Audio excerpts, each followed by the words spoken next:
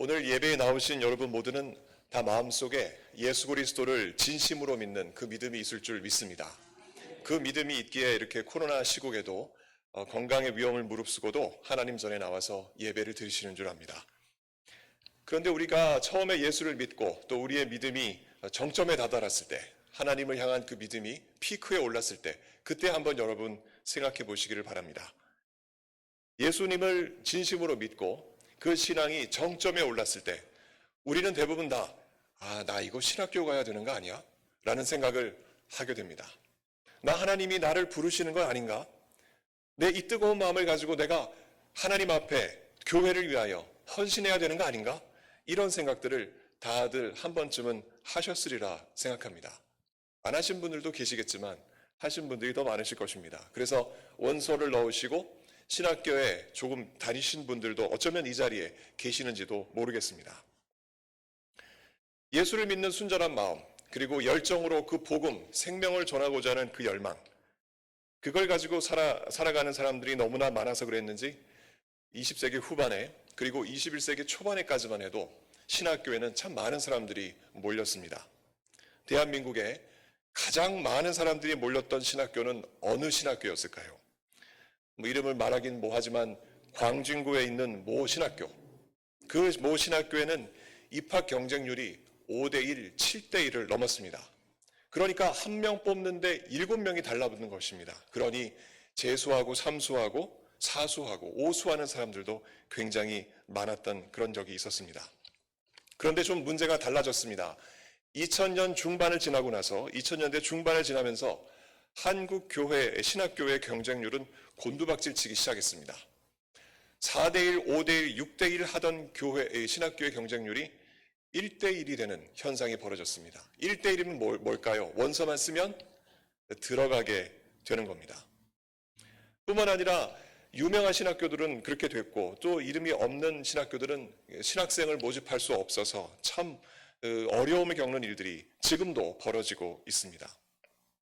이곳 미국의 경우도 마찬가지입니다. 우리 성도님들께서 페이스북이나 여러 가지 인터넷 광고들을 보시면 신학교에서 학생들을 모집하는 많은 광고들을 보셨을 것입니다.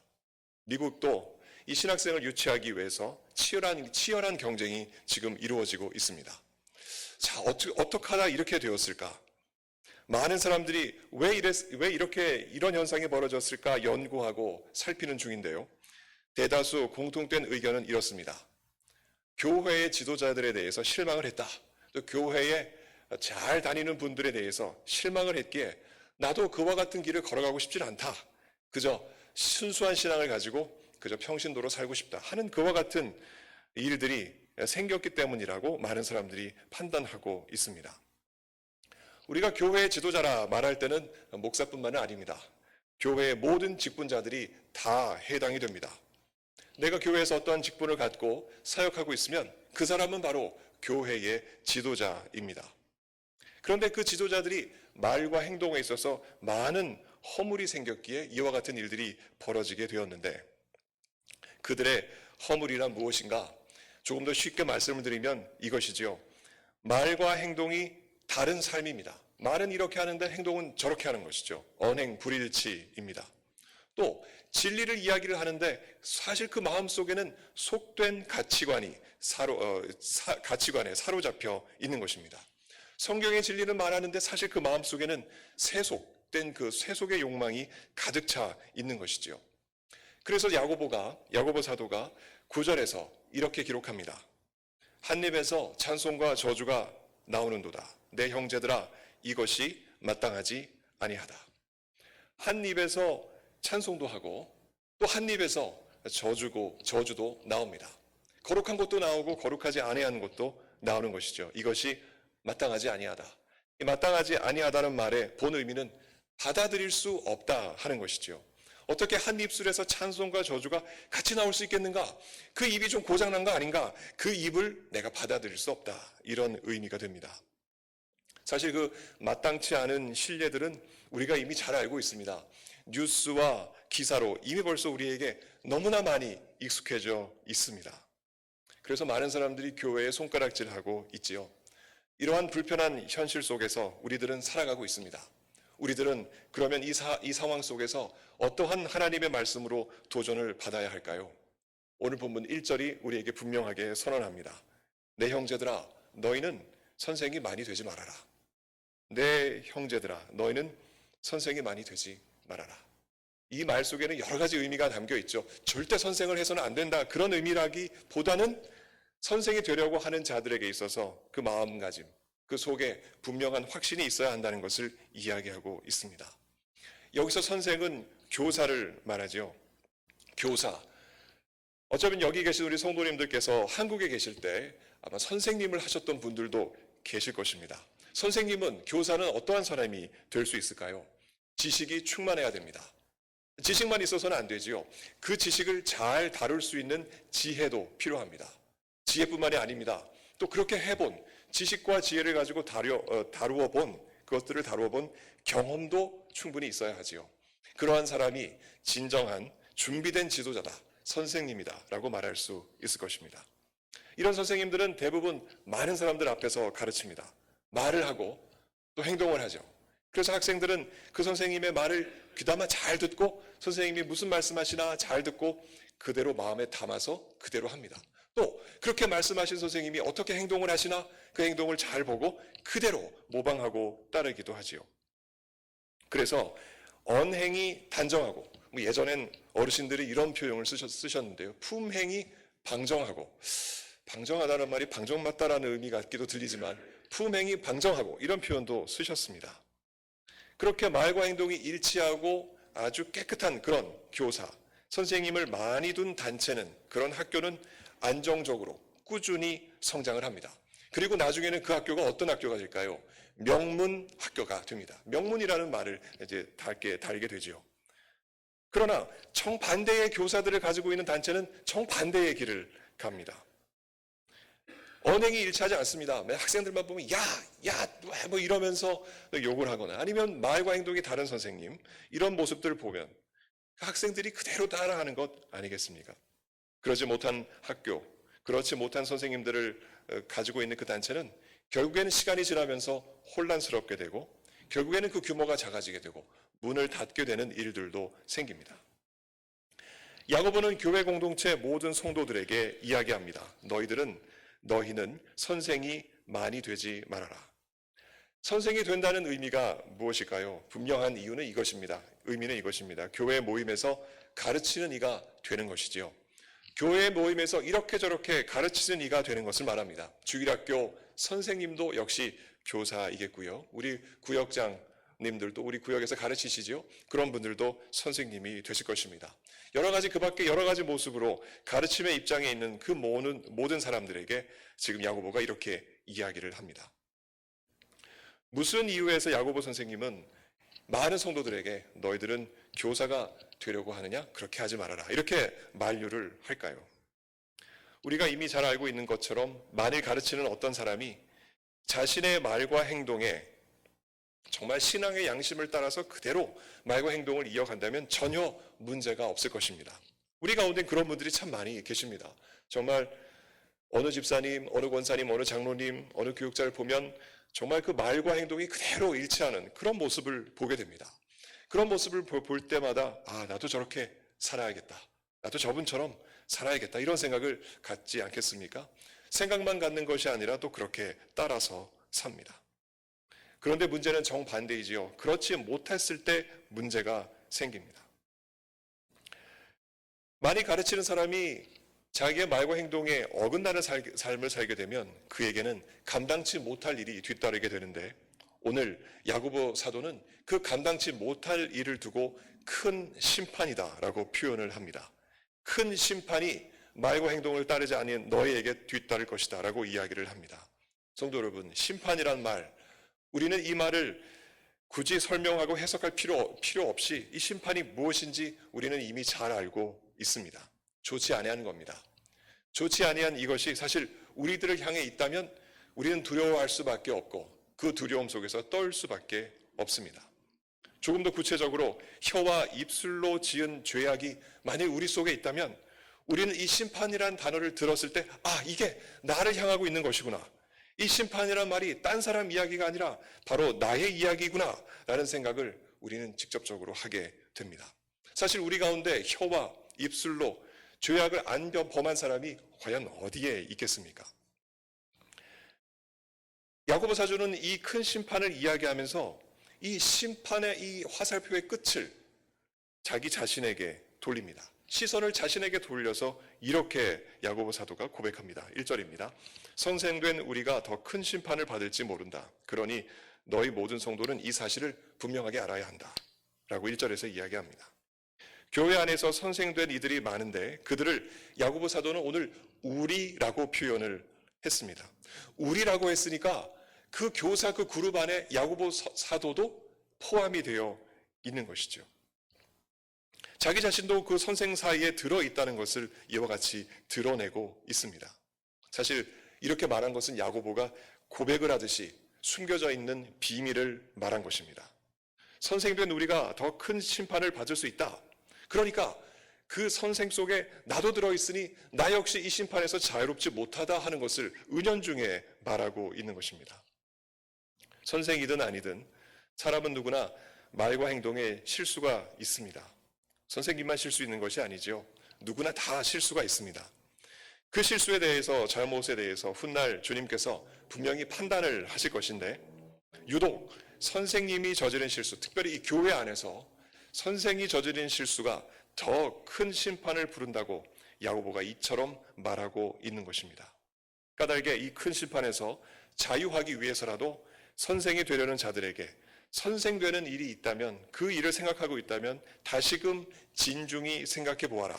야고보는 이처럼 강한 어조로 권하고 있는 것입니다.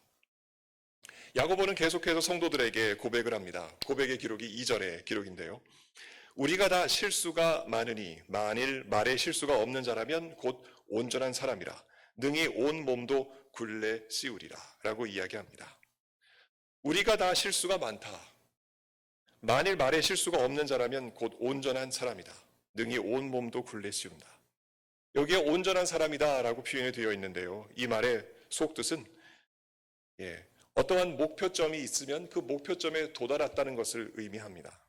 어느 목표가 있는데 그 목표에 도달했으면 온전하다라고 이야기를 하는 것이죠. 말에 실수가 없는 자는 달리 말해서 완전한 사람인 것이죠. 주님께서 말씀하시는 그 온전한 그리스도의 분량에 이르기까지 그 성숙한 그 사람을 말하는 것입니다. 그런데 그런 사람이 이 땅에 과연 얼마나 되겠습니까? 우리 주변에 말씀하시는 데 있어서 굉장히 조심하시는 분들이 계십니다. 한마디를 할 때 3번 이상 생각을 하고 말씀하시는 분들이 참 많이 계십니다.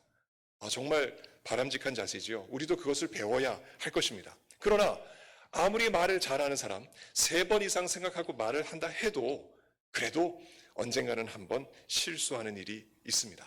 그리고 그 실수 때문에 평생 쌓아두었던, 오랜 시간 쌓아두었던 명성이, 신뢰가 하루아침에 무너져버리는 그런 경험을 하시는 분들도 계십니다. 이미 선생된 자들에게도 실수가 많다 이렇게 말하는 사도 야고보는 이 말 속에 자기 자신에게도 내가 지금까지 행한 실수가 참 많다. 그래서 그 실수 때문에 엄청난 심판이 나를 지금 기다리고 있다라는 것을 은연중에 내비치고 있습니다. 모든 선생들이 다 실수로 넘어지고 있으니 이로써 선생이 되려는 자는 각오해야 된다. 그리고 감당해야 할 그 언행 일치의 그 무게가 얼마나 큰 건지 너는 알아야 한다. 야고보 사도는 분명하게 말하고 있습니다. 사실 야고보 사도도 잘 알고 있습니다. 사람은 누구나 다 말에 실수가 있고 온전하지 않다는 사실을 말입니다. 만일 말에 실수가 없는 자라면 곧 온전한 사람이라 능히 온 몸도 굴레 씌우리라. 온전한 사람이면 얼마나 좋겠습니까? 그러나 이 세상에 온전한 사람은 없지요. 성인 군자라 할지라도 정말 그 사람도 인간이기에 그 입술의 말이 한마디 내뱉으면 허공으로 날아가 사라져버리고 그 말의 열매를 얻지 못하는 이들도 허다합니다. 어느 신경정신과 의사가 남성과 여성 가운데 누가 더 말을 많이 하나 이런 연구를 했습니다.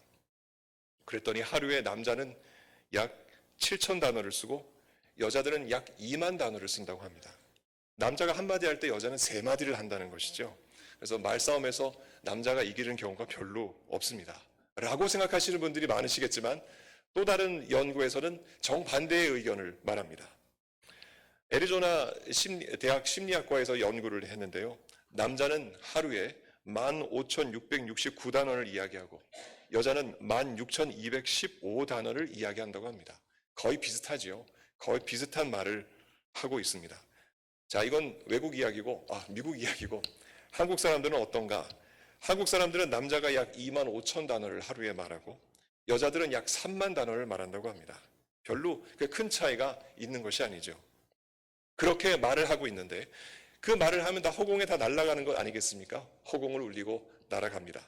그 던진 말들 가운데 얼마나 많은 말들이 아주 좋은 열매, 나쁜 열매 말고 좋은 열매를 맺어서 나에게도 유익할 뿐더러 이웃에게도 유익을 줄 수 있을까요? 그렇지 못한 일들이 우리에게 많습니다. 왜냐하면 우리 속은 다 악이 존재하고 있고 그 악 때문에 남을 위해서보다는 내 자신을 위해서, 하나님을 위해서보다는 내 자신의 욕심을 위해서 말을 하는 일들이 많기 때문에 그렇습니다. 그만큼 인간은 완전하지 못한 존재입니다. 악한 존재이고 허물이 많은 존재입니다. 까닭에 야고보는 자기 자신을 두고 하나님과 주 예수 그리스도의 종이라 이렇게 1장 1절에서 자칭하면서도 나는 하나님과 주 예수 그리스도의 종이다 이렇게 말을 하면서도 동시에 9절과 10절에서 혀로 자기 자신이 하나님 아버지를 찬송하면서 또 그 혀로 하나님의 형상대로 지음받은 사람들을 저주하는 지도자들 중 하나라는 것을 자백하고 있습니다. 그렇게 한 입에서 찬송과 저주가 나오는 것을 두고 이것이 마땅하지 않다, 받아들일 수 없는 일이다 라고 성도들에게 진실되이 고백하고 있습니다. 이렇게 입술에 정함이 없는 선생이라면 그렇게 큰 심판을 어떻게 피할 수가 있을까? 보통 사람들도 말의 실수가 참 많은데 앞에서 가르치는 사람이 실수한다면 그 책임 추궁이 얼마나 더 심하겠습니까? 분명코 몇십 배 혹은 몇백 배 책임 추궁을 하나님께 당하게 될 것이고 그의 합당한 벌을 주님께 받는 것이 당연할 것입니다. 그 입술과 그에 따른 행동을 제어하지 못한 결과를 자기 스스로 오롯이 담당해야 합니다. 야고보는 이렇게 우리가 본 성경 앞장에서 이렇게 기록을 했습니다. 1장 26절에 이렇게 야고보는 기록했습니다. 누구든지 스스로 경건하다 생각하며 자기 혀를 재갈 물리지 아니하고 자기 마음을 속이면 이 사람의 경건은 헛것이다. 누구든지 스스로 경건하다 생각하면서 자기 혀를 재갈 물리지 아니하고 재갈 물린다는 말은 우리 성도님들 이미 잘 아시겠지만 이 말을 탈 때 말의 앞에 얼굴에 여러 가지 끈 묶고 그러지 않겠습니까? 그것을 이야기합니다. 말 굴레를 이야기하고 있는 겁니다. 그렇게 자기의 혀를 재갈 물리지 아니하면 그 마음을 속이고 그 사람의 경건은 헛것이다. 이렇게 자기 자신은 1장 26절에 기록했지만 오늘 본문에 와서 자기 자신이 기록한 이 주의 말씀에 자기 자신이 걸려들었다는 것을 이렇게 고백하고 있습니다. 과연 야고보는 비록 사도이지만 이 큰 허물에서 어떻게 헤어나오고 닥쳐올 큰 심판을 피할 수 있을까요? 많은 사람들은 이렇게 이야기할 겁니다. 선한 행위를 많이 하면 되지 않겠는가? 야고보 사도가 선한 행위 이야기 많이 하니까 선한 일을 많이 하면 그나마 조금 나아지지 않을까? 각고의 의지를 가지고 하나님의 말씀대로 내가 사랑을 실천하며 살면 되지 않을까? 라고 생각합니다. 그러나 여러분들도 이미 아시다시피 아무리 선한 행위를 많이 해도 또 각고의 의지를 가지고 그렇게 살아간다 해도 정함 없는 인간의 한계, 그 자신의 그 한계를 자기 자신이 누구보다도 잘 알고 있습니다. 달리 말씀드려서 자신의 능력과 자신의 행동을 통해선 결코 이 다가오는 심판으로부터 자유할 수 없다 하는 것입니다. 그럼 무엇이 필요한가? 하나님의 크신 은혜밖에 없습니다. 그 하나님의 은혜가 필요합니다. 그래서 야고보 사도는 4장 6절에 은혜 이야기를 하는 겁니다. 4장 6절에 이렇게 기록합니다. 그러나 더욱 큰 은혜를 주시나니 그러므로 일러스되 하나님이 교만한 자를 물리치시고 겸손한 자에게 은혜를 주신다 하였느니라. 이 큰 은혜는 심판보다 더 큰 것 아니겠습니까? 이 더 큰 은혜, 그 알맹이는 무엇일까요? 주 예수 그리스도. 그 주 예수 그리스도 바로 그분입니다.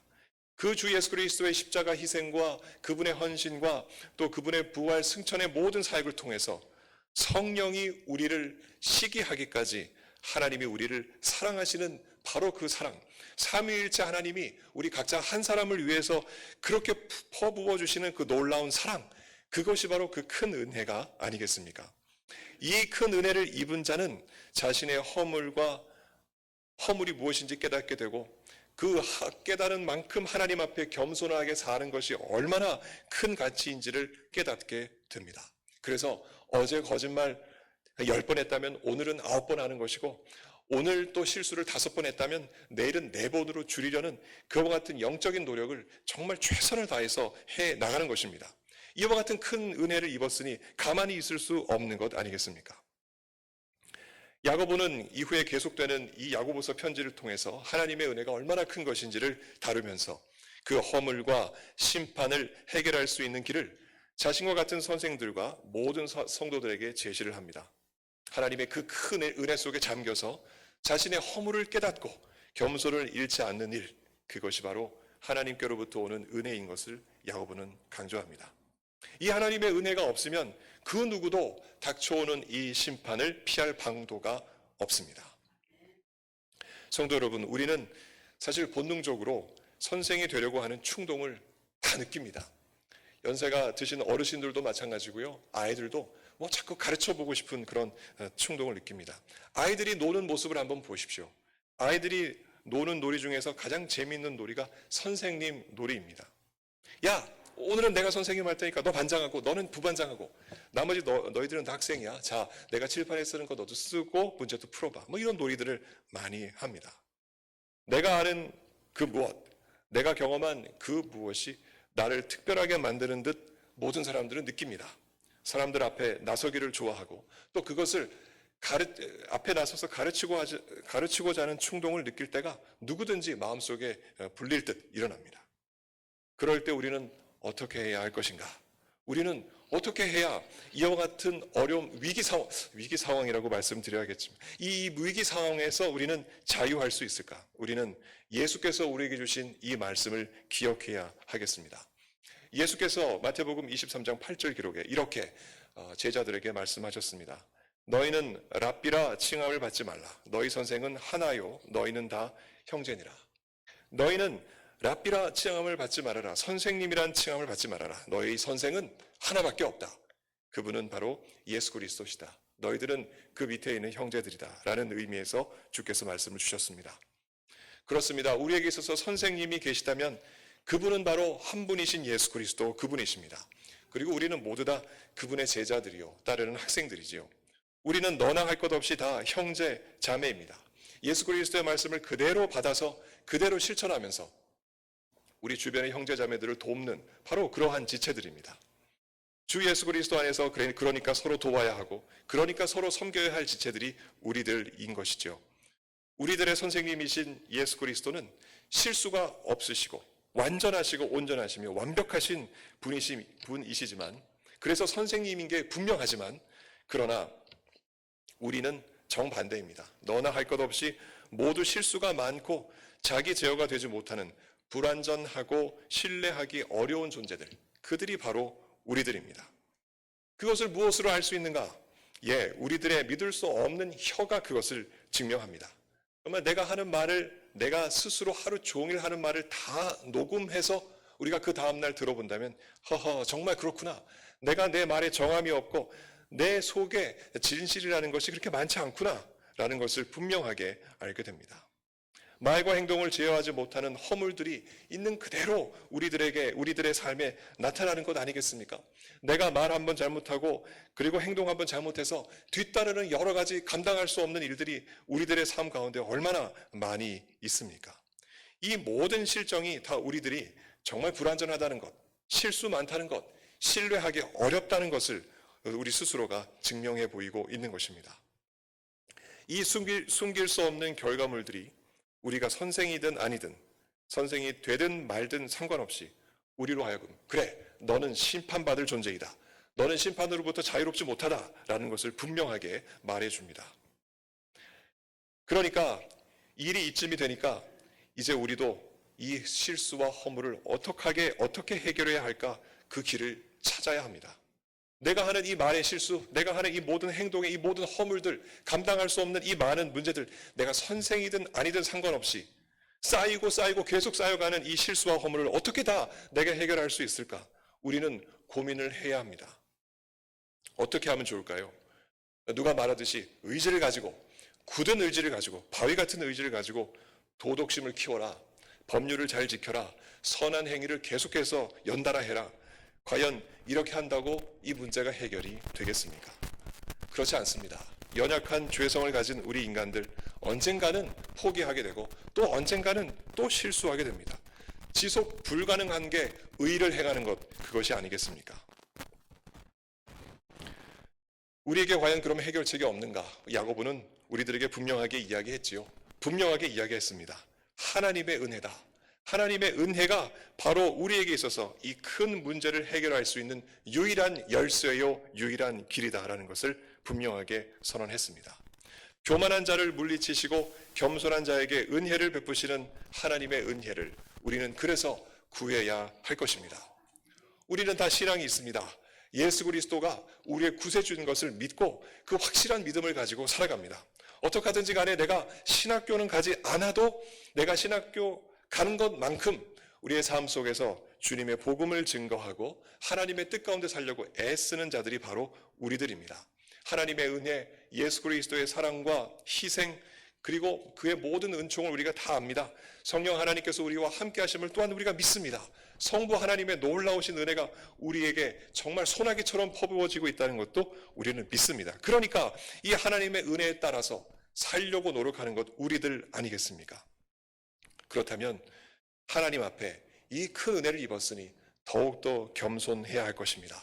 우리의 말과 우리의 행위에 있어서 정말 모든 것 속에 하나님께서 주신 은혜를 생각하고 겸손하게 나아가야 하겠습니다. 이것이야말로 우리가 하나님의 은혜를 입었다는 것을 드러내는 것이고, 그리고 우리가 심판으로부터 자유하다는 것을 우리들에게 보여주는 길인 것입니다. 성도 여러분, 우리는 직분자로서 우리의 말과 행동이 만들었던 수많은 오류들과 잘못들, 그리고 많은 허물들을 우리는 다 기억하고 있습니다. 이 모든 것들을 다 가만히 두고 있을 것이 아니라 오늘이라도 당장 주님 앞에 내어놓고 하나님의 은혜를 구할 수 있는 우리가 되어야 하겠습니다. 그러나 이렇게 우리가 하나님 앞에 은혜를 구하고 하나님 앞에 모든 것을 회개한다고 해서 그러면 그 다음 날부터는 실수가 없는 것인가? 그렇지는 않지요. 우리는 그 다음 날 또 실수합니다. 또 실수하고 3번 생각하고 5번 생각하고 7번 생각하고 10번 생각하고 말을 해도 또 실수가 있습니다. 그러나 우리는 두려워하지 않습니다. 왜 두려워하지 않을까요? 하나님의 그보다 더 큰 은혜, 우리를 심판해서 건져주신 하나님의 더 큰 은혜가 우리에게 있기에, 우리에게 머물기에 우리는 실망하지 않습니다. 두려워하지 않습니다. 더욱더 하나님 앞에 그러면 그럴수록 겸손하고 그러면 그럴수록 더욱더 무릎 꿇고 우리의 언행 심사에 조심하며 하나님의 은혜 가운데 살아가게 됩니다. 이와 같은 놀라운 은혜를 우리가 입었으니 정말 우리가 어떻게 살아가야 하겠습니까? 하나님의 은혜 속에 있다는 것을 깨닫고 더욱더 감사하며 겸손하며 우리의 말과 행동을 살피고 하나님 앞에 살아가야 하겠습니다. 그럴수록 더욱더 성령께서 우리 속에 우리의 입술과 행동을 제어할 수 있는 힘을 주실 것이고, 또한 그 힘을 통해서 또 하나님의 이름이 더 높아지게 될 것입니다. 이와 같은 귀한 은혜 우리에게 넘쳐나길 예수 그리스도 이름으로 간절히 축원합니다. 기도하겠습니다. 하나님 아버지, 참 감사드립니다. 주님께서 허물 많은 저희들, 버려야 할 저희들이지만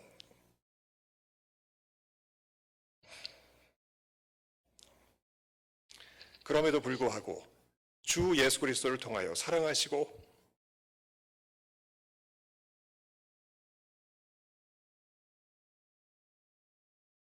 그 큰 심판에서 구원하시며 영원토록 은혜 베풀어 주심을 감사드립니다. 교회의 지도자로 살아가는 저희들, 직분자로 살아가는 저희들, 그리스도를 떠받들며 살아가는 저희들, 항상 이와 같은 큰 은혜 속에 있다는 것을 깨닫고 주님 앞에 겸손하며 하나님 앞에 섬기며 무릎 꿇고 이웃들을 섬기며 나아가는 우리 모두가 될 수 있도록 성령 하나님 더한 힘과 능력 저희들에게 주옵소서. 저희들의 입술과 저희들의 행동을 통해서 상처받은 자들이 있다면 아버지 하나님 그분들을 위로해 주시고 용서하시고 회복하게 해주시며 저희들의 모든 잘못도 주님께서 긍휼의 긍휼을 더하여 주옵소서. 주께서 우리 모두에게 이와 같은 귀한 은혜 주심을 감사드리며 예수 그리스도 이름으로 기도합니다. 아멘.